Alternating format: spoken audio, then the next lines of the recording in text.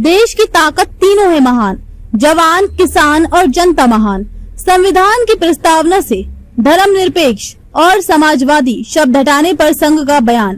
सियासी भूचाल, big investigative report. Bharat के संविधान की आत्मा पर बहस एक बार फिर गर्मा गई है। राष्ट्रीय स्वयंसेवक संघ RSS के सरकार्यवाह दत्तात्रेय होसबाले ने संविधान की प्रस्तावना में समाजवादी और धर्मनिरपेक्ष शब्दों के जोड़े जाने को लेकर सवाल उठाए हैं। इसके बाद विपक्ष ने RSS और बीजेपी पर सीधा हमला बोला है। क्या कहा दत्तात्रेय होसबाले ने? गुरुवार को एक कार्यक्रम में बोलते हुए होसबाले ने कहा, आपातकाल के दौरान संविधान की प्रस्तावना में 2 शब्द जोड़े गए, समाजवादी और धर्मनिरपेक्ष। बाबा साहेब के संविधान में ये शब्द नहीं थे, इन्हें जोड़ने का तरीका ही लोकतांत्रिक नहीं था। आज सवाल है कि ये शब्द प्रस्तावना में रहे या नहीं। उन्होंने कहा कि जब मौलिक अधिकार निलंबित थे, संसद काम नहीं कर रही थी, न्यायपालिका पंगु थी, तभी ये शब्द जोड़े गए। कांग्रेस का तीखा पलटवार। होसबाले के बयान पर कांग्रेस ने RSS और बीजेपी की मंशा पर सवाल उठाते हुए लिखा, ये बाबा साहेब के संविधान को खत्म करने की वो साजिश है जो RSS बीजेपी हमेशा से रचती आई है। कांग्रेस नेता जयराम रमेश ने X पर लिखा, RSS ने कभी भी भारत के संविधान को स्वीकार नहीं किया। 30 नवंबर 1949 के बाद से ही उसने आम्बेडकर, नेहरू और संविधान निर्माताओं पर हमले किए हैं। उनका मानना था कि संविधान मनुस्मृति से प्रेरित नहीं है। रमेश ने आरोप लगाया कि RSS और बीजेपी लगातार नए संविधान की बात करते रहे हैं, पर 2024 में जनता ने उन्हें नकार दिया। इसके बावजूद संविधान के मूल स्वरूप को बदलने की मांग RSS इकोसिस्टम से आती रहती है। सुप्रिया श्रीनेत का सवाल। कांग्रेस प्रवक्ता सुप्रिया श्रीनेत ने लिखा, RSS और बीजेपी किसी भी कीमत पर संविधान क्यों बदलना चाहती है? लोकसभा चुनाव के दौरान भी कहा गया था कि 400 सीटें चाहिए संविधान बदलने के लिए। कांग्रेस किसी भी कीमत पर इनके मंसूबे कामयाब नहीं होने देगी। इतिहास। कब जुड़े धर्मनिरपेक्ष और समाजवादी? 42वां संविधान संशोधन 1976 आपातकाल में इंदिरा गांधी सरकार ने जोड़े। संशोधन का उद्देश्य था भारतीय राज्य के समाजवादी और धर्मनिरपेक्ष चरित्र को स्पष्ट करना।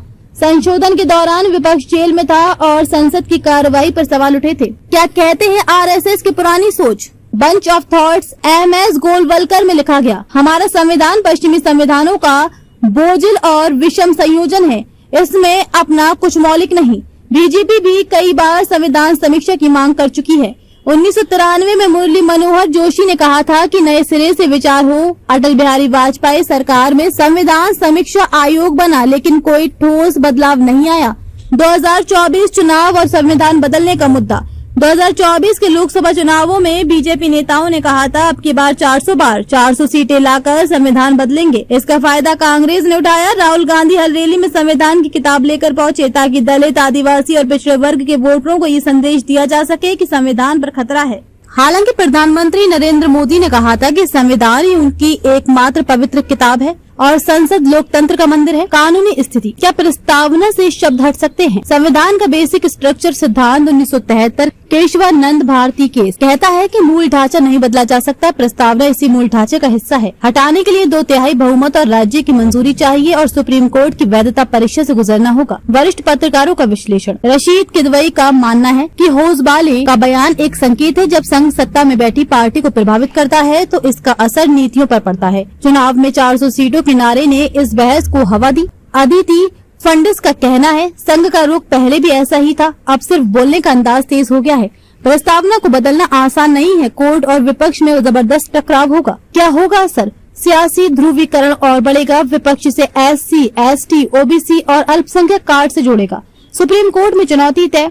संविधान संशोधन के खिलाफ याचिका लगेगी। संघ बीजेपी की सोच पर बहस होगी। क्या वे संविधान की मौलिक भावना बदलना चाहते हैं? लोकसभा और राज्यसभा में चर्चा गरमाएगी। NDA के पास 2/3 बहुमत नहीं। निष्कर्ष। दत्तात्रेय होसबाले का बयान सिर्फ शब्दों का सवाल नहीं है, ये भारत की राजनीति में संविधान, धर्मनिरपेक्षता, समाजवाद, हिंदू राष्ट्रवाद और लोकतंत्र के बीच संघर्ष का सबसे ताजा अध्याय है।